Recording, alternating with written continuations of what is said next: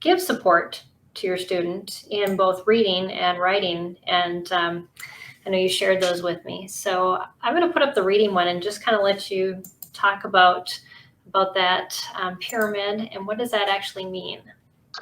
So if a student has slowly emerging reading skills, but they need to acquire content that's bound up, contained in written text, we need to get that information out of there and into the student's head.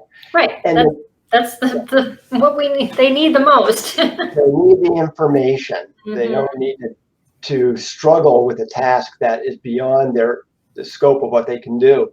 Yeah. So levels of reading support. At the highest level of reading support, we want to read the material ourselves, and then we want to explain what it says. We want to explain what it says. We want to create some illustrations. We want to find some resources on the internet.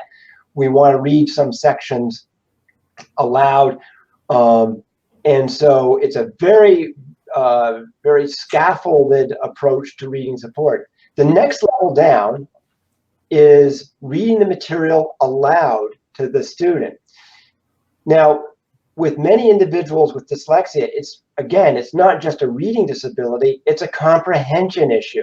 So this is why books on tape have not been the panacea for individuals with dyslexia. Exactly. That was the issue with my son too. I give him a book and he'd like, I didn't understand it. And so I was like, oh, okay. We have to find another way to do this. That's right. If books on tape were the panacea for dyslexia would have gone away as soon as there were books on tape. Yeah.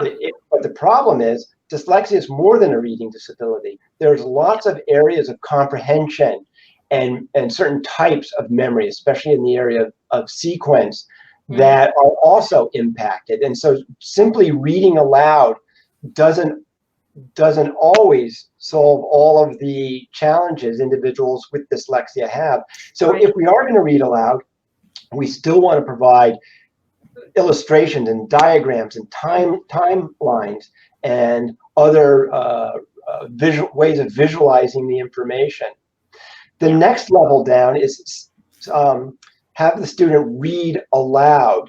Now, it's useful to have students read aloud because when they read aloud, they often, especially if their reading skills are emerging slowly, they tend to read with more accuracy. And reading aloud is also a way, in some instances, of improving or enhancing a student's reading skill.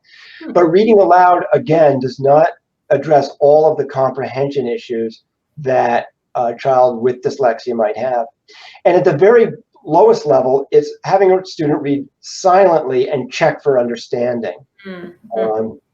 If we are having a child, teen, a young adult read silently on their own, we want to provide them with an opportunity to share with us what they read and check to see if they understood it clearly and thoroughly. And if not, we want to clarify and provide some reinforcement. So those are the levels of reading support. And